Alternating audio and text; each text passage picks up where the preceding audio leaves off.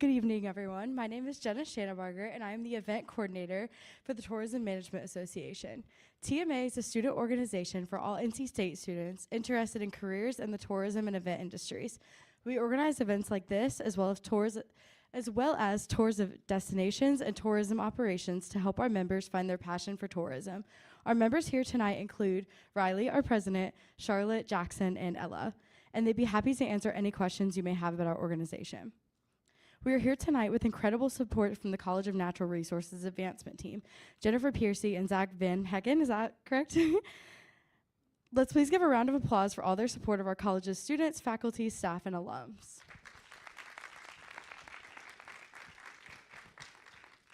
And thank you all for being here in person and via live stream.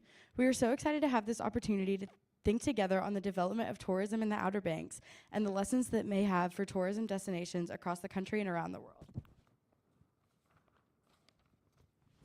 Now I'd like to introduce Clark Twiddy, the president of Twiddy & Company, a vacation rental asset management and hospitality firm located on the Outer Banks and founded in 1978 by Clark's parents.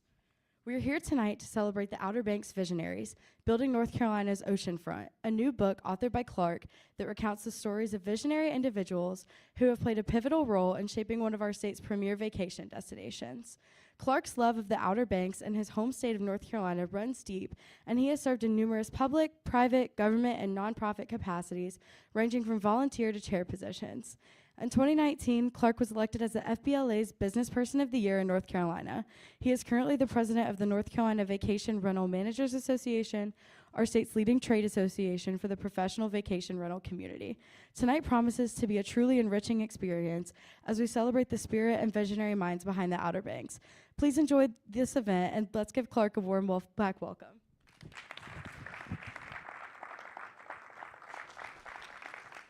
Hello, everybody. That was a great job. Folks, I don't stand very much on formality, so my thought would be this will be a conversation more so than anything else. Would you prefer that I sit, or would you prefer that I just chat away and you'll tell me when to stop?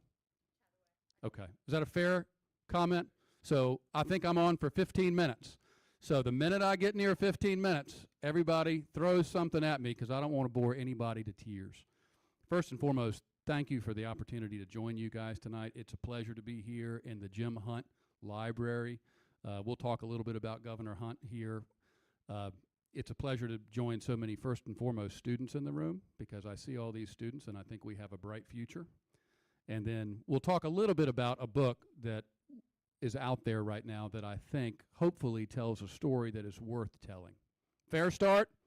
Comments? Okay. Let's talk about North Carolina in 1979.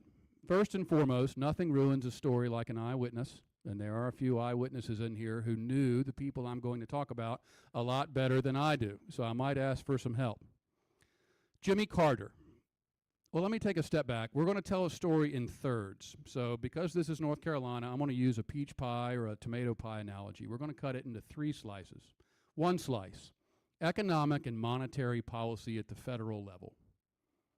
Number 2, history. We're going to talk about the Roosevelts and how North Carolina came to be such a great place for national parks and how the Outer Banks developed so differently from its neighbors to the north, Virginia Beach, Ocean City, Atlantic City, and its neighbors to the south, Wilmington, Myrtle Beach. And then the third thing we'll talk about, the third slice of our peach pie, is a story of entrepreneurs. And it's important that we separate entrepreneurs from business people. Entrepreneur is a French word, and it means to build something from nothing. And in 1979, the second half of Jimmy Carter's administration, the Outer Banks was literally nothing. Now, let's do some contrast. In 1979, the Outer Banks is a sandbar. The Wright brothers took off 1903. The lighthouses that are some of our state's most famous photographs were built in the late 1800s. And honestly, not much had happened on the Outer Banks since the Wright brothers took that first powered flight. It's a very popular topic. Those of you who have even seen the most recent Indiana Jones and the Dial of Destiny, they talked about the Wright brothers. And it's wonderful to see. 1979, fast forward to 2022. Dare County has an annual tourism income, an annual tourism industry, $1.97 billion. coupled with its neighbor to the north, Currituck County, around 500 million. Together, those two counties, North Carolina has 100, two counties, $2.5 billion annual tourism engine that is about 40 years old and was built literally on a sandbar. The question, how did that happen? And who built it? And why? And can we do it again? And most importantly, as you mentioned, what does it mean for the future? Prime interest rates, 1979. Anybody know? 21.5%. Contrast that today, 60% of Americans who have a mortgage, 60% of Americans have a mortgage less than 4%. 21.5%. I'm also on the board of Town Bank, and I will tell you that we still have some of that money if anybody wants to borrow it. That was a financial joke out there. Nobody wants to pay 21.5%. Jimmy Carter does two things in the second half of his administration. It commits political suicide, but is a testament to his courage. He makes two key appointments. Number one, Paul Volcker, who shocks the economy, stagflation, completely tanks the American economy, probably cost Carter the election. The other appointment he made was to appoint a lady named Sandra Day O'Connor to the D.C. bench. Ronald Reagan inherits both Paul Volcker and Sandra Day O'Connor, keeps Paul Volcker through much of his administration, and then appoints Sandra Day O'Connor to the Supreme Court. Jimmy Carter should get a lot of credit for political courage. 1986, going into Ronald Reagan's second administration, Tax Reform Act slashes personal income taxes. Prime interest rates go to 8% and stay that way for a long time. Interest rates generally have been falling for the past 40 plus years. 1986, money is cheap, as it has been relatively for a group of folks. That's our first piece of the pie. Second, how did the Outer Banks develop? Why the Cape Hatteras National Seashore? And if you like our national parks, you thank two people, the Roosevelts, Teddy and his cousin, Theodore. Actually, they're the same person. Let me back that up. Franklin in 1930s. Remember the Great Depression? The Blue Ridge Parkway, Jockey's Ridge, the Cape Hatteras National Seashore. Some of the dams and biggest natural infrastructure in our country was all about the same time and related to things like the Works Progress Administration on the Outer Banks, for example, the WPA and other groups like that, the CCC, planted more than 3 million feet of sand fence.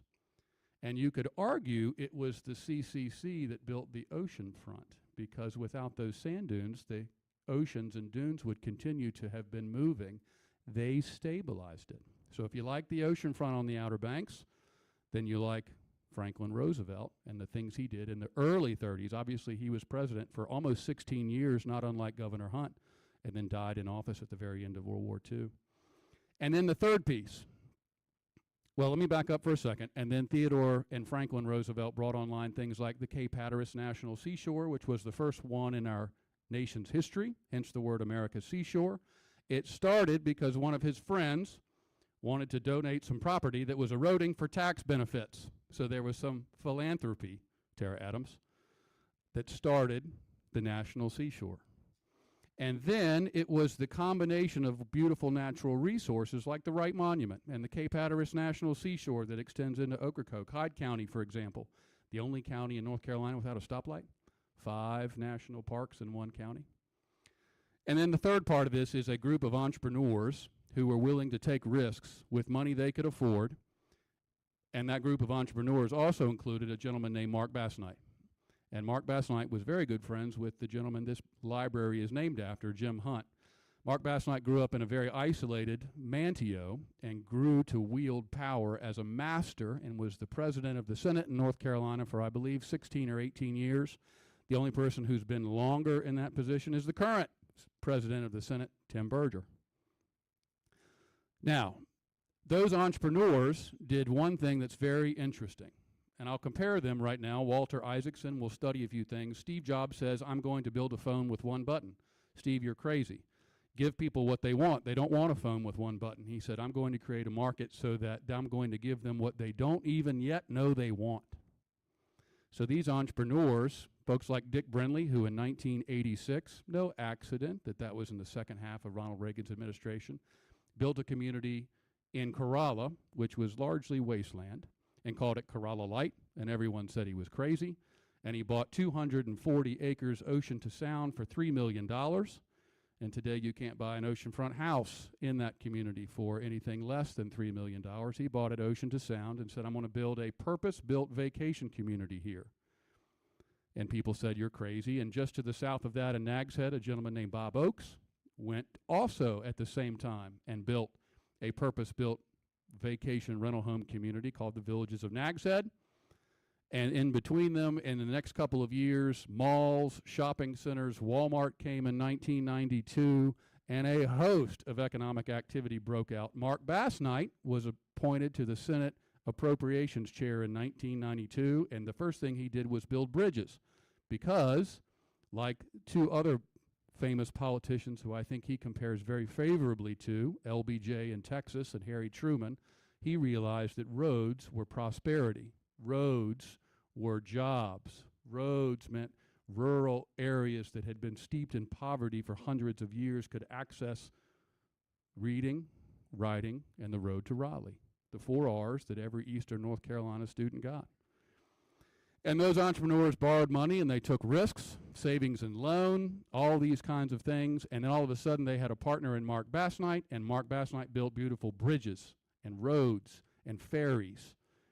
And then they took an area that was absolutely unique because of its proximity to great natural environments and turned it from a sandbar into something that is absolutely unique. I visited with the lieutenant governor last week at a brand new oceanfront home in North Carolina owned by sophisticated investors in Texas. The home rents for $75,000 a week. And the lieutenant governor said, we don't have the finest coastline in the United States. We have the finest coastline in the world. And we do. And it's because people built it that way. Okay. Now, I don't want to bore anybody to tears, and I'm happy to dwell on any of those things, but I think it's worth pausing. And the reason that you write a book like this, number one, there's no money in it. But that's not why you write it.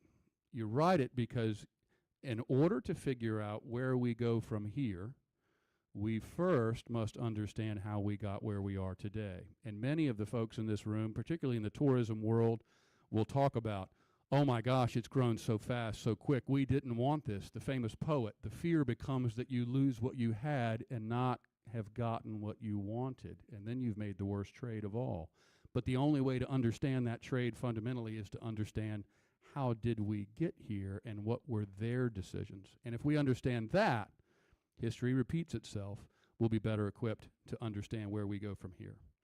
So having said that, I don't want to bore anybody to tears even for a second. How am I doing on time? 7 minutes left. Okay.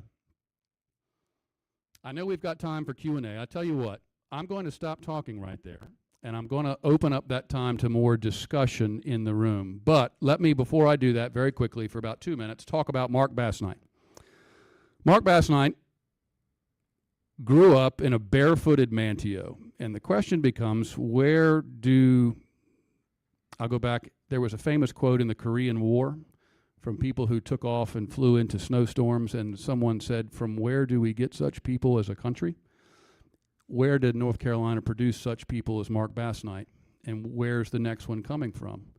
And Mark Bassnight was barefooted, and he, if you're a fan of LBJ, was an arm twister, and people would go, and they would look away, and he would go like this and wring their arm, and he built the beautiful highway from Raleigh to the Outer Banks. Anybody ever been on that beautiful highway? You know what they call it in the General Assembly? Mark Bassnight's driveway. And all those beautiful bridges that did not exist before 1992. Currituck County, and I'll give you a good example, and then I'll be quiet. Here's a good example of the importance of public policy as it relates to economic development. In fact, I think Mark Bassnight's legacy, in addition to Welding Consensus, is economic development as public policy. Consider for a moment the North Carolina coast. And we think it's all the same. It's the same ocean. It's the same beach. It's the coast. It's homogeneous. It's one thing. In fact, it's actually very different. The northeastern North Carolina coast, from, we'll call it Ocracoke North, overwhelmingly a D.C. Metro visitor market, coming out of the D.C. Metro area, Virginia, Pennsylvania, Ohio, overwhelmingly, 99%. We're seeing a few more Carolinians as a function of population growth, but overwhelmingly D.C. Metro. Now we contrast that to the southeastern coast of North Carolina, the Crystal Coast, Topsail, Emerald, Oak Island, Wilmington, Jacksonville, Figure 8 Island even. Overwhelmingly a North Carolina beach, a Charlotte beach, an Atlanta to an extent, a Myrtle Beach to an extent. Why are the coasts such different markets? And the answer is because that's how they built the roads. And Mark Bass and I widened the roads and built beautiful roads that connected to beautiful roads in Virginia, and essentially built a funnel from major population centers to the Outer Banks. And at the time, it was the greatest thing ever. And now there are conversations that we have too many. And now how do we go from having no jobs and no visitors and poverty and bare feet starving to too much wealth, too much attraction, too much of anything maybe is a bad thing. So I'll stop right there, and I know we've got a jam-packed agenda, but I think that story is worth telling, particularly from an entrepreneurial, federal policy, monetary, fiscal, and then a historical context. And there are several of those builders in the room. Joe Akinch is right over there. I think we need to point out some of the builders. When Twiddy and Company, for example, started, we had a board on the wall that we put reservations on. And then we had to build computers and build systems and the internet. And Joe, I think when was the internet? 1999, the collapse, the first internet, the iPhone 2006, not that long ago. I'll tell you a funny story about Walter Isaacson. Walter Isaacson, as you know, just wrote a book about Elon Musk, but he's often written books about Steve Jobs, Leonardo. When Steve Jobs called Walter Isaacson and said, hey, I want you to do a biography of me, Walter Isaacson said, Mr. Jobs, you've been misinformed. I only write biographies about people who have passed away. And Steve Jobs said, yes, I know, that's why I'm calling. And that was the first person Steve Jobs told about his sickness, because I think it's one of those builders in Walter Isaacson. All right, that was a sidebar. Let's open this up. So if any of you would like to ask any questions, just feel free to raise your hand. I'll kind of call on you, and then we can get Clark to answer them. We have about 3 or 4 minutes that we can answer some questions really quick. Yes.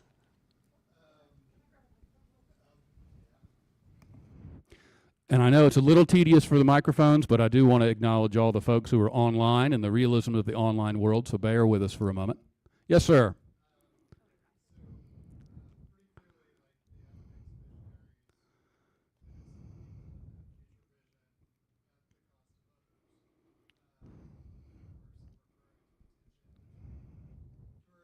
Absolutely.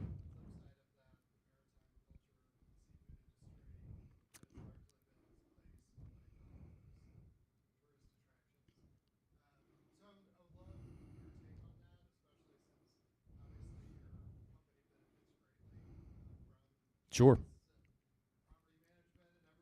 Yep.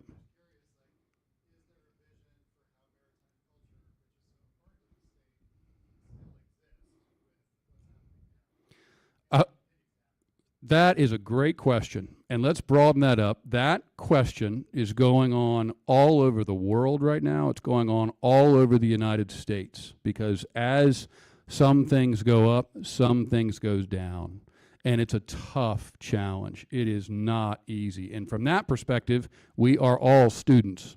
You think that students are the ones who are in the classroom. The real world is the greatest classroom of all, and we can't wait to get as many folks as we can working on it. To answer your question, as the Outer Banks has evolved, really I think 2 conversations have taken place. One is the limitations we've bumped into are often a reflection not of politicians or business people, but of zoning and laws that were written in the 60s and 70s, to use the Outer Banks as an example.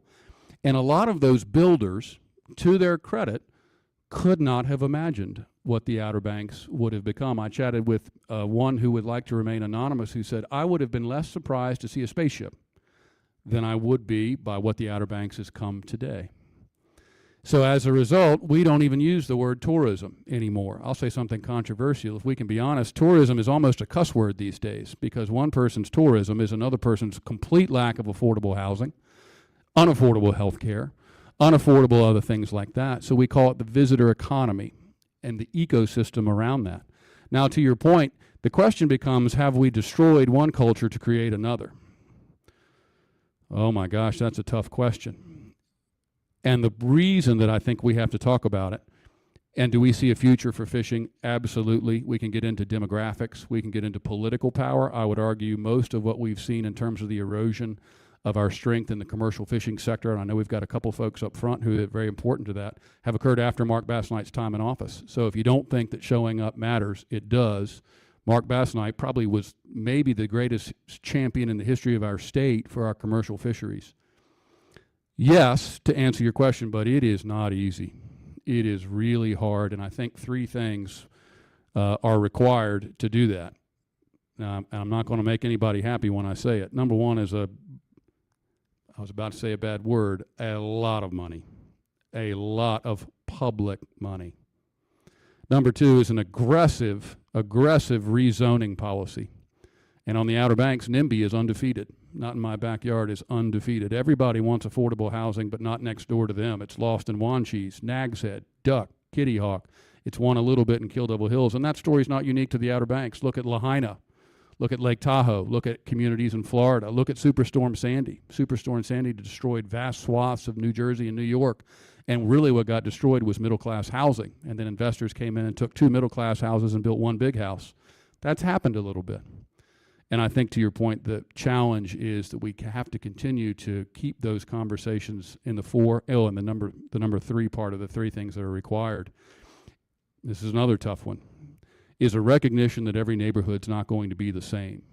And that's tough when government's job is equitable distribution of public governance. So you have two things there that are in direct contrast to each other, and yet those are the things we would all agree need to be done. Look at New York City, for example.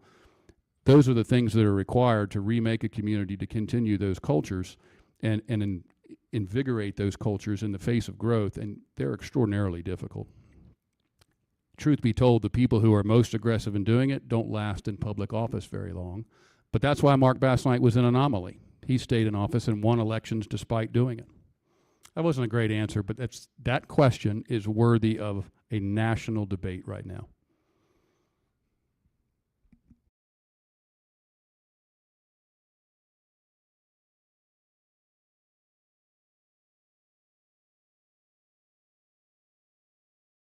So we do have time allotted at the end for more questions that y'all can ask Clark or Trip and Ivy as well. So I'd like to thank you, Clark, for sharing your thoughts on Outer Banks Visionaries. And for those who haven't had a chance to read it, it's available on Amazon and in a lot of different bookstores. I'd now like to welcome Dr. Whitney Nolenberg to the stage. Whitney is an associate professor in the Department of Parks, Recreation, and Tourism Management and the Department Extension Leader for Tourism Extension. Her research focuses on the roles of leadership and policy in sustainable tourism development, and in the summer of 2021, she served as a Twiddy and Company professor in residence. During that experience, she had the opportunity to talk with 40 tourism stakeholders from across the Outer Banks to learn more about what is needed for sustainable tourism development in the region. Clark, you've provided us with such a fantastic summary of the history of tourism development in the Outer Banks. Let's have you and Whitney spend the next few minutes talking about where tourism is at in the Outer Banks today. Clark, could you tell us a little bit about how tourism looked for the region in the 2023 summer season? Yes. Let's back up for a little bit. Let's go back to 2019. If you and I and everybody in this room want a public board, and we walked into our board and said what's going to happen in the next 3 years is a national contagion, a global contagion, there'll be trillions of dollars, we'll close schools, churches, it will remake American life, you'd be fired. And it happened. So let's go back to 2020. Dare County closes the bridges. 3,400 counties in America. Dare County is the only one that shuts down access. When access was restored, an explosion of tourism demand. No human being alive predicted it. Property values doubled overnight. So, you win the Super Bowl from a business perspective, although fresh on the heels of almost going bankruptcy, so you eat a lot of humble pie. Number two, 2021, record year, unbelievable. North Carolina, 33 billion, went from 30 billion. Whitney, you know the numbers better. In 2022, it's almost 36 billion, sixth most visited state in America, number one in the Southeast, not called Florida. 2022, a record.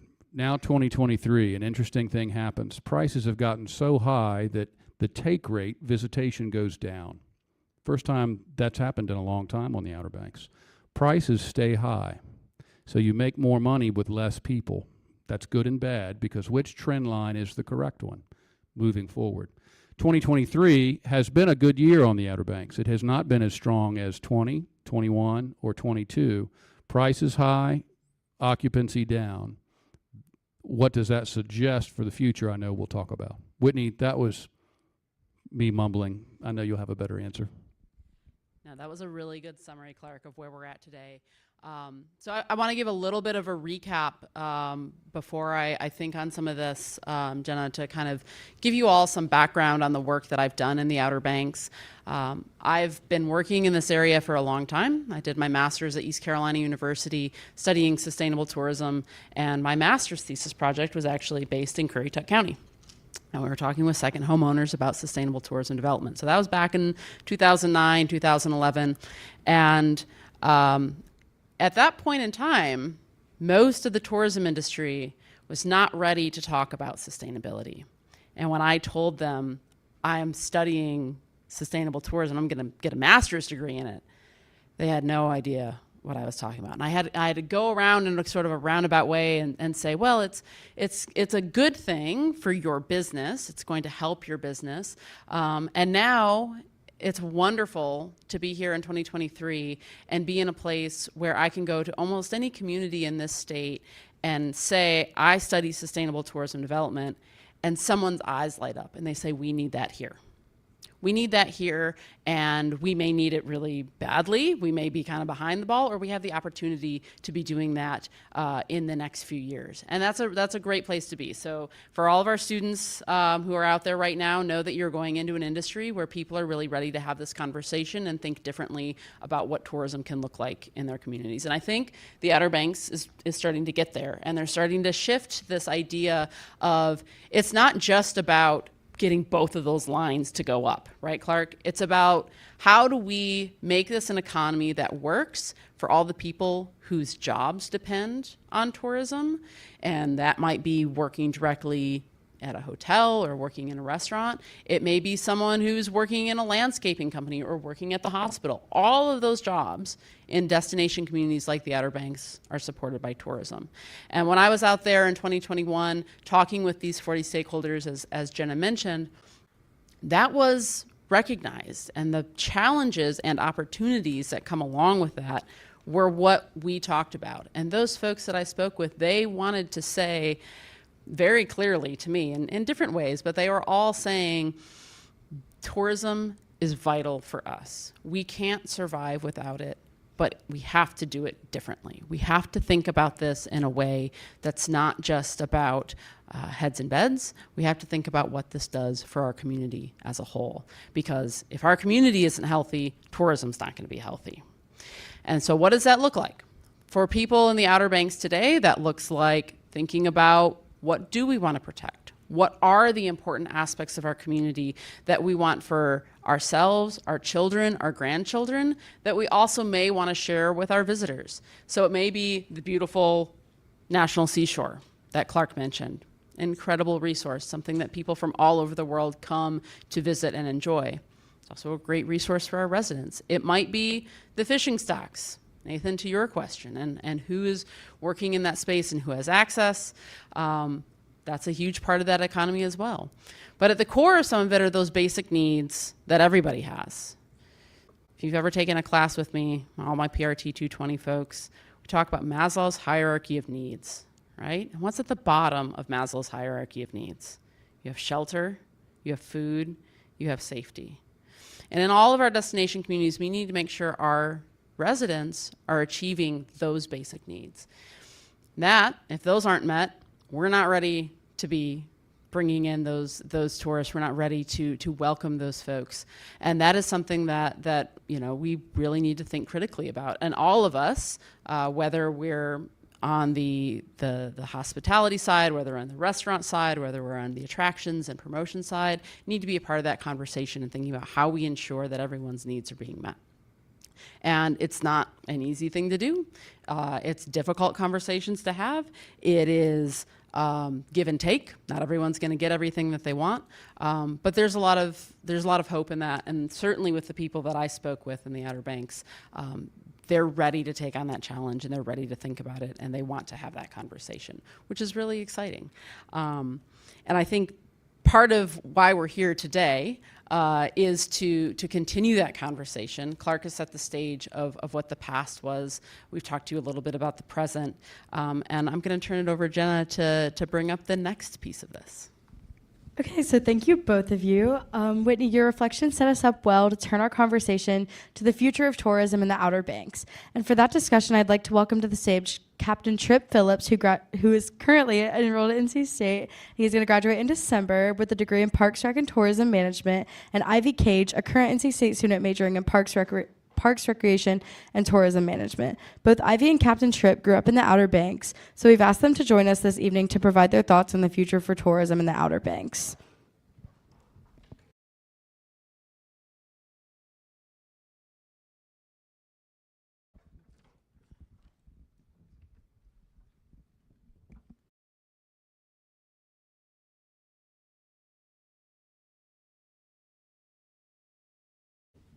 Okay, so we're going to start with Captain Tripp. Could you share a little bit about yourself, your connection to the Outer Banks, and what makes you proud to be from the Outer Banks?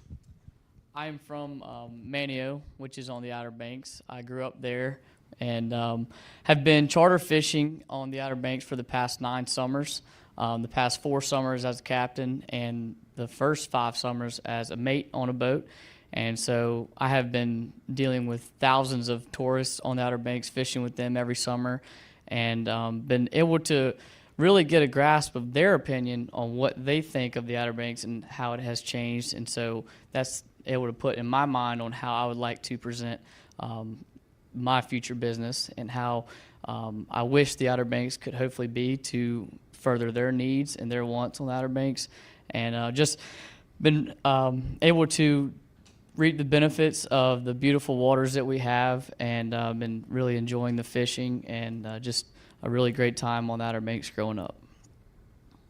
Okay, and then Ivy, I'm going to ask you the same thing. Could you share a little bit about yourself, your connection to the Outer Banks, and what makes you proud to be from the Outer Banks? Hi, I'm Ivy Cage. I'm from Manio as well. I was lucky enough to be born right into the fishing industry. My dad runs a sport fishing charter boat, and my granddad was heavily involved within the commercial industry. To say I'm proud of where I came from would be an understatement. My mom would always say, me and my dad would come in from fishing and she'd be like, "Smells like money." We'd come right in, and it's been a huge basis of why I'm going to NC State to pursue what I want to pursue, and also give back to the place that pays for me to go to NC State, paid for my first car, pays for the groceries, and pays to keep the bills and keep the lights on. So I'm excited to talk more about that. Well, thank you, Ivy. So we're going to start with a question for you, so you can keep the mic. A theme from Clark's book is the importance of local leadership in supporting both business development and conservation of natural resources. Ivy, could you share a few examples of issues related to tourism in the Outer Banks that you would like to see local leaders address now and in the future? So one of the things that I think Mr. Clark touched on as well is the housing development on the Outer Banks is a very large problem that's going on right now. Speaking from people who have grown up there as well and working on the boats, we pass through about 150 tourists a day that come through, and when you're in the middle of the water, it gets kind of awkward if you don't talk. So you're kind of like, so, like, how is it? What's going on? And they're like, it's so expensive to stay here even for a weekend. A big part about, they talked about the money and how for 2023, how we've seen our funds have gone down a lot and the money income has gotten really low. And a big part of what people have brought up to me, especially out there on the boat, is they love to come, but they don't have the money to go rent jet skis or go fishing or go just do some fun little necessities anymore, because to get here for gas and to spend the night here is going to be thousands and thousands of dollars. It's a huge part of it, but it's also really important to incorporate the thoughts of how that's affecting the economy and how the population is steadily decreasing on that as well. Thank you for that, Ivy. So Clark or Whitney, do y'all have anything you would like to add to Ivy's thoughts on these leadership needs and how that might impact tourism moving forward? Clark, you want to start? I'll say one thing. Okay, so let's talk about affordable housing for a moment. I call it labor force housing on the Outer Banks. Here's the uncomfortable reality. If we wanted it, we'd have it. It's a zoning change. We get the government we want and the government we deserve. The reality is we haven't yet decided we want it as a community.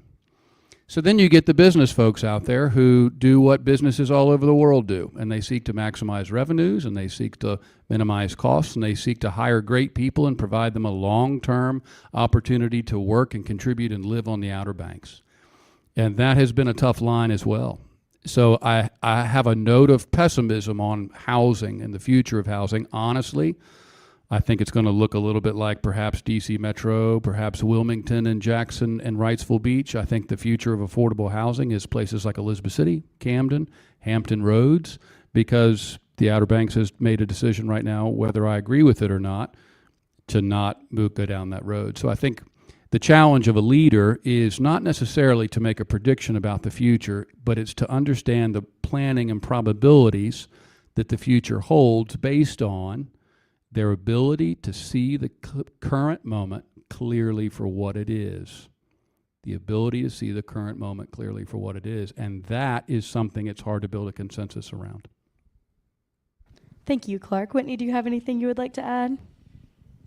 And that moment, Clark, I think is really important to focus on right now, right? This is an inflection point. We have seen tourism in this area increase so rapidly with many positive impacts, but also many negative impacts. And it's important to reflect on that moment now because it's going to keep trucking along.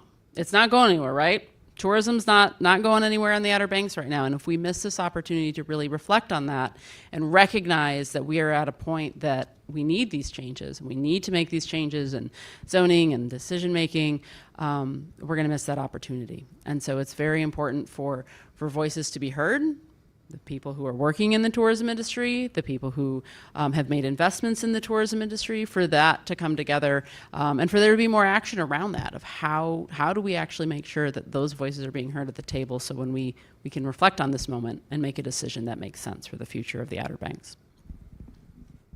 Thank you for that. So Captain Tripp, the next question is for you. In your role as the captain of a recreational fishing charter, you encounter a lot of tourists. In his book, Clark illustrates how tourists to the Outer Banks have changed throughout the years as development in the area evolved. Could you tell us a little bit about how you've seen tourists change in recent years? Sure. Like I said, over the past 9 years, I have been charter fishing on the Outer Banks. So I have certainly seen a change through the tourists. And as we've sort of mentioned already, over the past at least 4 years, I have seen 3 different types of tourists: the pre-COVID, during COVID, and the post-COVID tourist. And the pre-COVID was our normal tourist that came, had enough money to go and stay in a beachside house, and was able to go rent a jet ski, was able to go fish a day or two on a charter boat. And then you had some people that would want to go sit on the beach and maybe save some money. And then, 2020, 2021, we had our COVID tourist that was so ready to get out of their house from Virginia Beach all the way up to Ohio. Just like here in Raleigh, they took advantage of all the green spaces and was able to get out of their house. On the Outer Banks, they wanted to go fishing and do whatever they could to get out of their house. And so we were booked up like crazy, taking a lot of people fishing, and we got spoiled really. And we thought, man, all this business, we could just get all kinds of boats and take all kinds of people fishing. This is great. Hopefully it should stay this way forever. Then we were faced with our post-COVID tourists who were like, man, we just spent all that money. We want to go back to the Outer Banks, but once we get there, the cost to stay at that house and the price for gas to drive down to the Outer Banks is so expensive. Let's just sit here on the beach and not spend a dime once we're here on extra stuff. Let's not go out to a restaurant. We could just cook at home and save a little bit of money. So while that didn't happen with every person, we still were able to take a few fishing charters. Our numbers were down. And so we're like, whoa, what's going to happen here? And I talked to multiple captains this summer that were just sitting at the dock multiple days a week. And we're like, I don't know what's going on. This is unheard of, really. And so it was a little weird this summer, but that's how we've been able to see a tourist change over just 4 years. But over the past couple years, you've definitely seen a change in tourism, but I think we have a bright future, so we're working that way. Thank you for that. That was very interesting. Clark or Whitney, do either of you guys have anything to add to his comments, just kind of about being the Outer Banks tourist or visitor? Sure. I'll start with this one. So what I hear in that evolution trip is people come back, right? They come back. And that's a testament to what they have built in the Outer Banks as a tourism destination. It is a beautiful place, unlike anywhere else in the world, where you can be out on a beautiful, pristine beach. I don't know if y'all have ever been down to south of Pea Island in the national seashore, or down into Oak Grove. You can get out there even in July all by yourself, right? You can get out on the water with people like Tripp, people like Ivy, who can tell you about this incredible place, tell you a story that makes you connect to this place, catch great fish, right? You can have a great time, and people want to keep coming back for that. And that, not every place has that. Not every destination has that ability to connect with visitors and make them want to come back year after year. I'd be willing to bet at least a quarter of folks in this room have been to the same house, the same week, in the Outer Banks year after year, right? You love that house, you love that spot, you know all your favorite places to go. That's really unique, and that's really special. And that's something that, again, in thinking about what do we want the Outer Banks to look like in the future, we have to consider that. How do we get those folks to continue coming back, to continue to love this place, and maybe find opportunities for them to be able to spend a little more on a boat with Tripp, on a boat with Ivy, right? Spreading that money out as far as we can throughout the visitor economy in the Outer Banks. Clark, anything to add? I would add one thing from an interesting, a different take on repeat visitors. In Currituck County, northeastern corner of the state, 20% of the visitors in Currituck County have been there more than 20 times, which is an astonishing number. That's the power of the brand and the power of the experience. So as we think about what this next generation is inheriting in terms of assets, one of the things that I think gives us a lot of optimism about the future is the strength of that Outer Banks brand in the mind of the 60% of the United States population that lives within a day's drive of the Outer Banks. And I think that's not something to take lightly. That should give everybody room for some optimism despite our challenges. Thank you both for that. So many of those visitors are drawn to the Outer Banks because of the area's unique natural resources. Ivy, as a student in the College of Natural Resources, could you tell us about some of the natural resources that you see as particularly important to both tourism and residents of the Outer Banks? So this is just a little something fun I want to add too. Tripp was my boss for like 4 years. So I've actually fished with Tripp, grew up with Tripp. He's my boss. So that's awesome. But growing up on the Outer Banks, first time I was in the ocean, I was like 5, and my dad would let us go out there, throw us into the ocean, would let us like climb in through the back tuna hatch in the back and just pull us in and just let us keep going, just jump in, having fun. One of the biggest assets of the Outer Banks is the waterways and the channels that connect the intercoastal, one of the biggest sound regions in the U.S. And me and Tripp are lucky enough to be Dare County Boat Builder Scholarship recipients, which strictly go out to kids that are in the boat building industry, kids that have been raised in the fishing industry. And the whole reason that that tournament is put on is through the waterways that provide us to be able to go to school. These tournaments that are hosted on the Outer Banks bring in boats from Florida, the Bahamas. People come from all over the world to come fish, and such a great industry. And recently they've just started waterway tours from Bath to Beaufort to Wilmington to Dare County that come through, that take people from more inside regions of North Carolina, that take them straight up to all of our little coastal towns, and they come to spend money. And I genuinely think that the whole reason that the Outer Banks is such a big tourist industry that it is because of our waterways. And it's a huge natural resource that's provided that we definitely take for granted, and a huge amount of our income comes straight through the water. Thank you for that. Clark or Whitney, do either of you guys have anything you would like to add? I would echo that. I approach that in a little different lens, although it's the same conclusion. Two things about the Outer Banks as a destination. There is a fundamental component. Fundamentals, great natural environment, day's drive from a large and increasing population. That's demand. As long as demand continues to be strong for what is a finite resource, and I agree with 100%, waterways is something enormously important. It's also enormously expensive. How do we fund open waterways?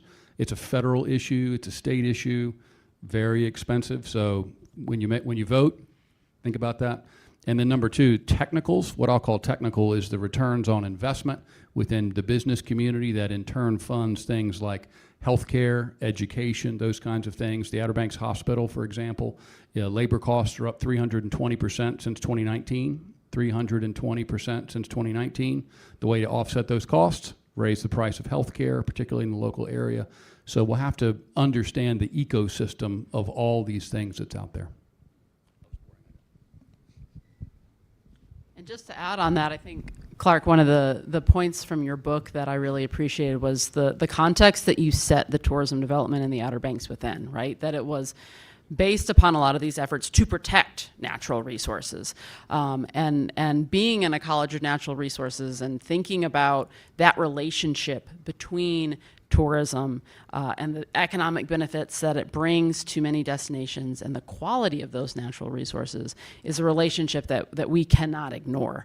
So Ivy, I love that story that you told about you as a resident enjoying those waterways, right? Tourists love them too, but let's also remember that there's a reason why people love living in the Outer Banks, and it's because of those beautiful natural resources. So when we make efforts to protect those and conserve them and ensure their quality is high, it helps not just our economy, but also the quality of life for our residents. And keeping both of those things in mind is super important and might change how we think about our efforts to protect and conserve those natural resources. Thank you from both of you. So one of the primary takeaways from Clark's book was that tourism development did not always come easily in the Outer Banks, and many business owners and local leaders had to overcome a lot of challenges to get tourism to where it is today. Captain Tripp, could you share your thoughts on a challenge that you currently see for tourism in the Outer Banks? Definitely. Just a month ago, I purchased my own boat this past summer, and all the other summers I've been working for other people running their boats. And so I decided, I'm about to graduate from NC State in December. It's time that I get my own boat so that I can run my own charters. And so, like I said, a month ago, I bought my own boat. And so now I have a period from now until spring, around May, to get my boat and my business ready to go to take these tourists fishing. And we have a pretty large challenge, which I think Ivy's going to also talk about later, is these fishing regulations that are being pounded on us. Year after year, there's more and more and more. We just heard last week that the rockfish or striper season that we normally have in the fall and around Thanksgiving, which is such a great fishing season for tourists that are here in the fall, they took that away from us this year. We're not able to harvest a striped bass in the Albemarle Sound region, which is tough for us to hear because it's just another one that's being regulated. And they talked about next year, the same thing will probably happen. And next year we'll also probably see more speckled trout regulations. We cannot keep a flounder except for 15 days in September. And whoever likes eating seafood loves eating a fried flounder, and only 15 days of the year can you keep one. And so when they come fishing with me and we catch all these flounder, we catch a bunch of red drum that are 29 inches, which is 2 inches too big to keep. They can only be 18 inches to 27 inches. So if they catch a bunch of red drum, 27 or 29 inches of flounder, they can't even keep a fish to take home back to their cottage and present to the rest of their family all these fish that they caught. So it makes it hard. When they want to come fishing with us, they want to be able to keep those fish, and that creates a better memory for that fishing trip so that they come back next year. If they just catch that fish and release it, they remember it, but it's not the same as taking it home and preparing that fish taco that their whole family love to eat. And so it is a challenge that we are facing, and I'm really sort of nervous for the future on that perspective because it's just going to be more and more and more and to the point where I'm scared it's going to be overregulated and people are not even going to want to take a fishing charter anymore. So I'm hoping that people like Ivy, that, like I said, she'll talk about later, will be able to help this problem, and we'll find a happy medium there so that we are still regulating what we keep, and so that we can keep able to keep those fish next year, but it's enough that these tourists are able to keep a little bit and keep everybody happy. Thank you for that insight, Trip. Clark or Whitney, do you guys have anything to add kind of about the Outer Banks visitor today?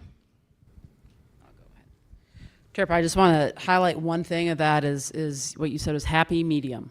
All right, a happy medium, and that's hard to get to. Anyone who's sat down and tried to talk through finding the best of both ends is you're going to meet somewhere in the middle. And again, not same as the housing issues, right? We're going to have challenges that are tough for some to take, and not everyone's going to get everything that they want.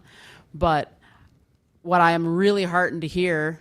It's not just because you took classes with me, right, Trip? I'm really heartened to hear you talk about the tourism aspect of this, right? That this is part of that tourism economy, and we have to think about those impacts in many different ways. And there's a lot of calculus that goes into that. And, in our college, we have a lot of students who are also thinking about fisheries management, right? And we want them to be able to hear that voice that Tripp's talking about of, hey, this has impacts on my livelihood, on what I gain from this visitor economy, and they need to be in the same room talking together about how to find that happy medium. So, Clark, anything to add on to that? All right. So kind of to wrap things up this evening, I'm going to ask both Captain Tripp and Ivy to reflect on what they'd like to see for the future of the tourism in the Outer Banks. So Ivy, if you would like to go first, you can kind of tell us a little bit about that. So again, we've talked about fishing a lot, but it's genuinely what has built me as a person and my heritage and my family, and also is Tripp as well, and has brought us jobs for as long as we've been around the beach, as long as we could work. Me and Tripp have fished. So I think one of the most important aspects of the Outer Banks is how much of it is a fishing industry. The seafood markets, that's going to be on my granddad's side of it. These are going to be your trawl guys and your commercial fishermen that are bringing in shrimp, tuna, dolphin, scallops, and everything in between. And then also the recreational fishing guys that are going to be taking the fun trips, the rec fishing trips, and just to get out there. And the largest part of it is just how much they rely off of one another. I think another big problem on the beach right now is it's very hard. There's a big clash between the commercial industry and also the sport fishing industry. And like we always say, y'all are on the same side. Y'all are doing the same thing. It's just hard because they're at each other's throats for it. I would love to see a place on the Outer Banks where both of these industries can get along in a good sense. We're also bring this money back to the coast, because if we're both working together in the long run, it's going to have more of a brighter effect on the Outer Banks as well. And Captain Tripp, what would you like to see for the future of tourism in the Outer Banks? We've kind of, Mr. Clark talked about this at the beginning. I would like to see the Outer Banks get back to how it used to be, and the main reason why tourists started coming to the Outer Banks. If you look up here on this bottom picture on the right-hand side, this is what I call the Pirates Cove Bridge going across the Roanoke Sound in Manio. And on this left point right here, you can see that it looks like it's just marsh. Well, today, that is Pirates Cove Marina. And if any of you know about Pirates Cove Marina, it is a very developed resort now that has a big marina with a lot of sport fishing yachts in there, up to 100-foot long, multi-million-dollar sport fishing yachts. It also has some charter boats. But back whenever that picture was taken, that whole area of land right there was all marsh, nothing there. When my dad was growing up on the Outer Banks. And like I say, now it's all developed. And I remember a certain day this summer, I took a group of people fishing, and we were idling by that area because I launched on the other side of that bridge. There's a boat ramp, and that's where I went out of most days this summer when I took my fishing charters. But I was cruising out, and a guy said to me, he's like, "Man, this is the first time I've been back to the Outer Banks in quite a while, and it's crazy how," he said, "it saddens me a little bit how built up it has gotten."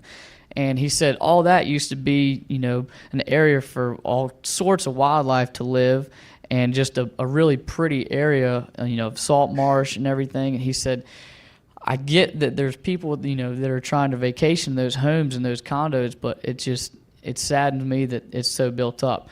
And while that has happened all along the Outer Banks, and has been very profitable for some people, it's just something that I wish that can, again, back to the happy medium. There's certain stores. We just got a Target on the Outer Banks. We had our Walmart on the Outer Banks, and Publix, Fresh Market. I don't think all those places belong on the Outer Banks at all. They belong down in Myrtle Beach. They belong up in Ocean City. The Outer Banks is known for those salt marshes, and the Outer Banks is known for the serenity of those beaches that doesn't have those big stores. And I'm just hoping that we don't have this continuing to build and build and build, and that we're able to maybe put some stricter restrictions on what is built on the Outer Banks so that we can continue to have that happy medium that we were talking about. Thank you. So Clark, I think we're going to give the last word to you. Anything you'd like to leave our audience with tonight before we open the floor for questions? Yes. Mr. Murphy, we are in a library named after one of your good friends, and I wanted to thank you for everything you have done for NC State and your good friends and what they have done and your story. It's an honor to be in the same room with you. So that's my...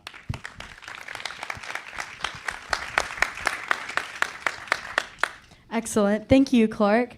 So now we have about 10 minutes for questions. So just kind of raise your hand, and then we can bring you a microphone to ask questions, and we can answer them.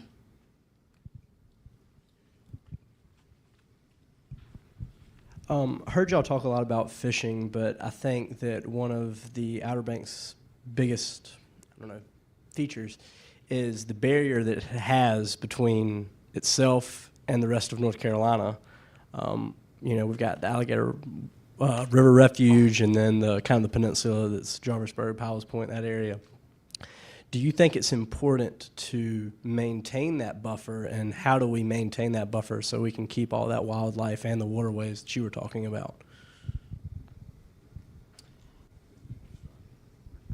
I'll go ahead and start, but it looks like Ivy wants to jump in on this too. So, part of that is that federal level regulation that we have with the wildlife refuge haze that will help with that.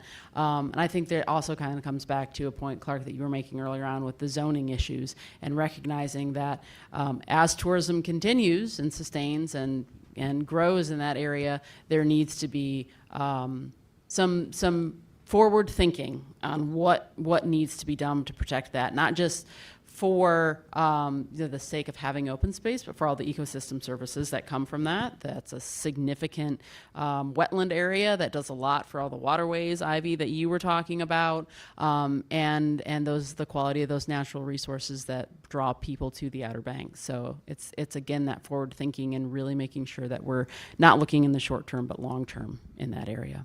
Ivy, did you want to jump in on that?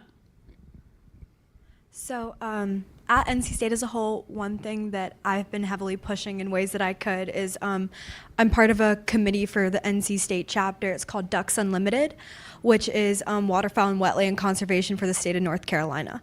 All of the money that we raise, we strictly push goes back to North Carolina wetlands and the wildlife, and coming from avid hunters as well, that is a huge part of the tourism industry as well.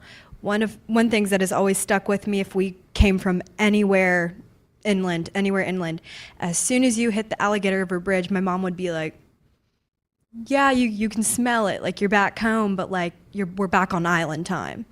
And it just slows down. As soon as you get off the bridge, it slows down. And one of the most impactful parts of getting off of that bridge is there's like nothing. You don't see anything when you get off of that bridge. There's a couple houses right on the coast, but a lot of that is conserved for the state of North Carolina as well. And I think that's one of the most important parts that we push going forward as well, is conserving these wetlands so they're not getting developed, they're not getting turned over into subdivisions.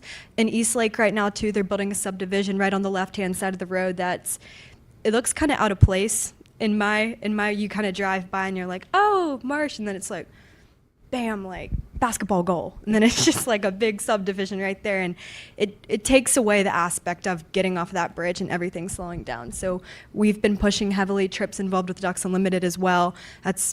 We're here to conserve the wetlands and the wildlife so it can stay that way. Just one thing, like in my personal opinion, and what I've been able to see is here in Raleigh, how it has grown, and all the subdivisions, like little towns like Cary, how Cary has blown up and how it has grown so much. If the Outer Banks were to do that, I think it would take away from the glamour of driving to the Outer Banks. So if you're driving through nothing and then bam, you come across that bridge and there's the Outer Banks, what says here it is better than that? If you were to be driving through East Lake and see all the shops and stuff in East Lake, it would take away from your initial glamour of here's the Outer Banks.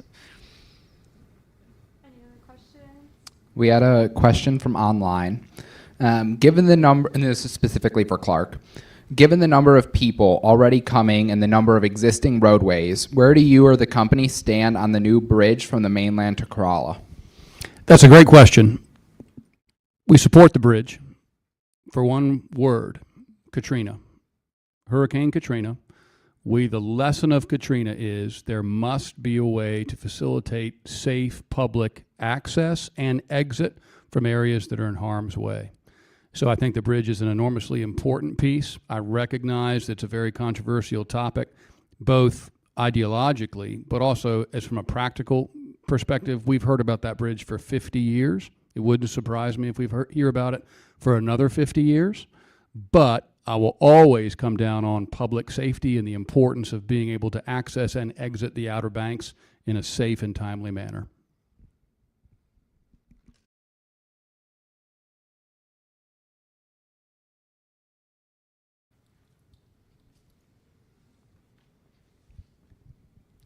Thank you all for sharing your perspectives. It's interesting to have, the academic perspective, many people who have lived on the Outer Banks.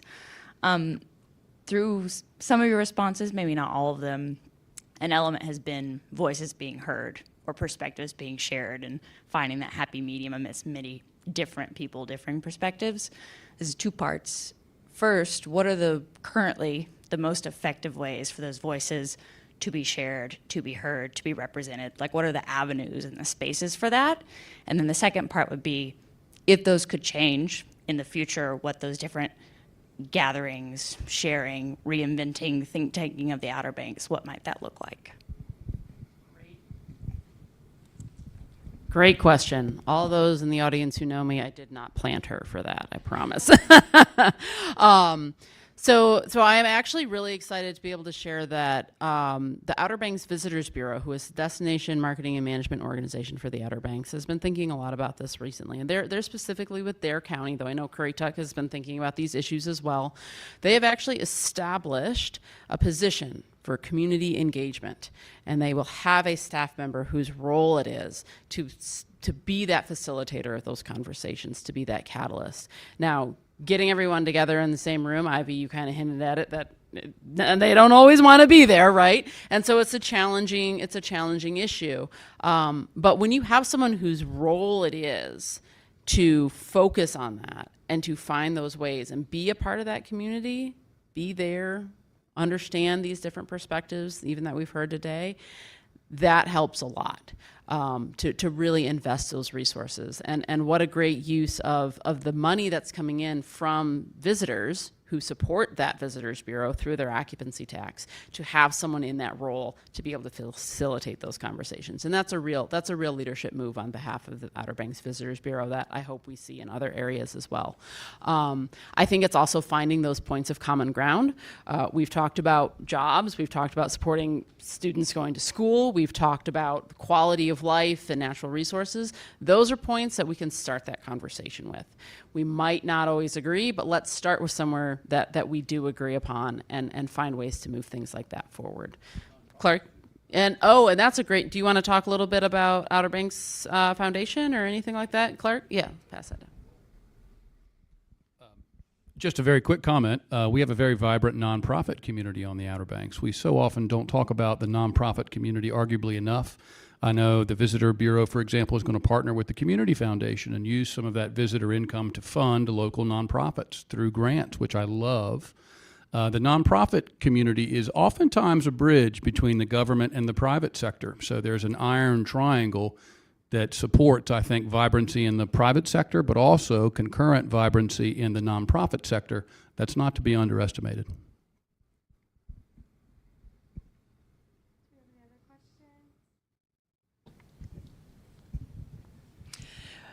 With all of the growth and the development that's coming, and then you have a lot of people that are actually in that laboring force, like your fishermen, your cashiers, your teachers, your paramedics, your firemen, things of that nature.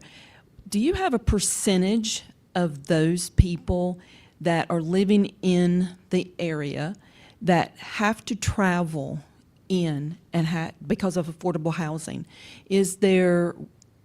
Do you have a percentage on that? And also, is there communication and is there conversations that are going on about that currently to be able to provide that affordable housing in the area?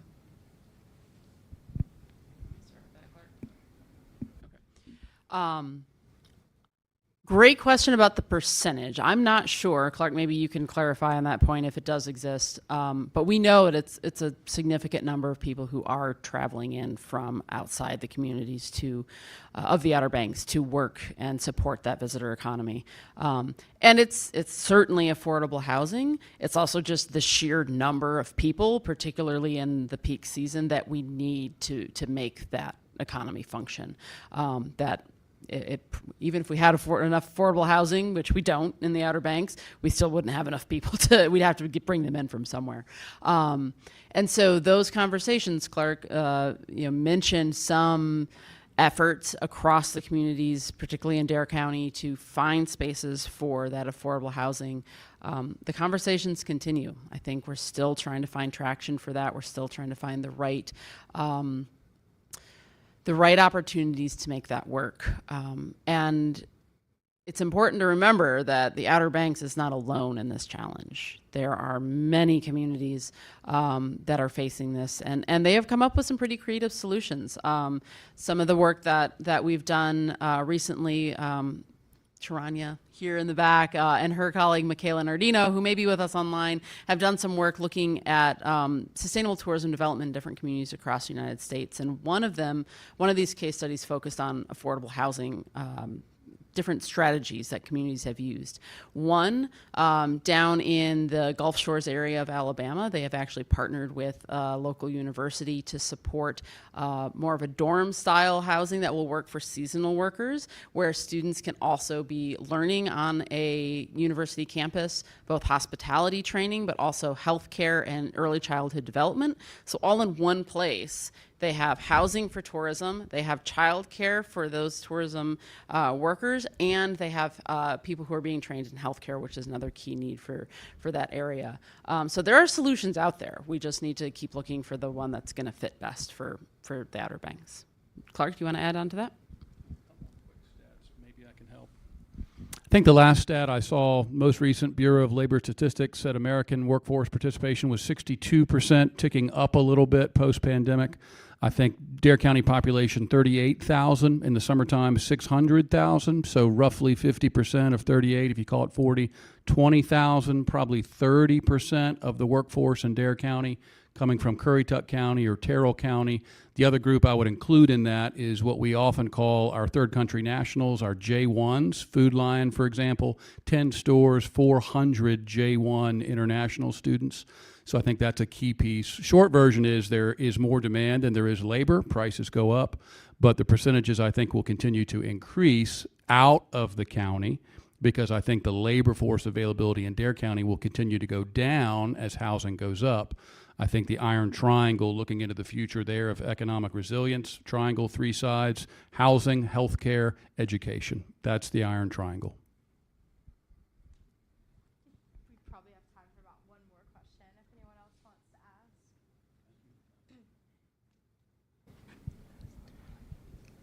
I think one of the few things we haven't talked about yet tonight is the beach itself, which is eroding, and you're needing to nourish quite frequently. And from a sustainability perspective, is there a future where you're worried at all about tourism, real estate values associated with the loss of this beach that people are coming to sit on? Yeah, great question. And that is something, again, that is an issue for the Outer Banks. It's an issue for a lot of our other coastal counties in North Carolina, and each locality has really found their own ways of addressing these issues. Many of them utilize those occupancy tax dollars that we talked about to support beach renourishment because they recognize that is what the draw factor is that's bringing people into those communities. In the Outer Banks, it is something that is going to be a continued challenge considering the nexus of public and federal land and where that erosion is occurring and what can happen there. So that is something I know National Park Service folks are thinking a lot about and are going to have to keep thinking about where does that burden sit and who is going to have to deal with those challenges. And it's not going to go away anytime soon. So Ivy, you want to add to that too? So through this year, and this is kind of something that Tripp can touch on as well, the state of North Carolina just brought in their first dredge to the Outer Banks, the Miss Katie. The Outer Banks waterways right there around Oregon Inlet Fishing Center are insane. They're horrible. They dredge it continually. It fills up, the erosion comes in, it fills up the whole channel. They've actually moved the channel of Oregon Inlet Fishing Center, adds about 15 more minutes to the ride out on a boat. You can't even get through the channel anymore unless you're on about like an outboard or a flat bottom that can kind of get through there. It's changed the whole way that the charter boats in the fishing industry and the trawl boats are able to get out into the ocean. So it's definitely been a very hot topic. I think around the beach is the erosion is definitely becoming a lot more evident, and it's definitely affecting our local economy as well. I would agree 100%. Huge issue. Dare County, for example, has spent to date over $100 million on beach renourishment. Currituck County, immediately to the north, has spent exactly $0. The root cause, the root challenge to be overcome is one of equity. Who pays, how much, who benefits? So, for example, you pump sand on the beach, it runs the risk of filling in the inlet. So now you have to go spend a lot more money to dredge the inlet. So it's a really tough question. Also, I'll look at Florida. We'll broaden that up to think about insurance, coastal insurance, major issue right now, affordability. We all know, again, not a political comment or an ideological comment, there is more extreme weather. And as that continues, will we face increasing challenges to maintain what the CCC, the Civilian Conservation Corps, built back in 1933? Absolutely, we will. Will it get more expensive or less? More. Will it be harder or easier? Harder.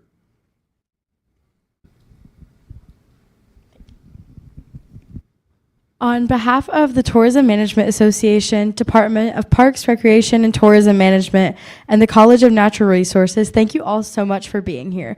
We appreciate your interest in the past, present, and future of tourism in the Outer Banks. Clark, Ivy, and Captain Tripp, we have a small gift for y'all for sharing your time today. So everyone, can we please give a final round of applause for Clark and our panelists tonight?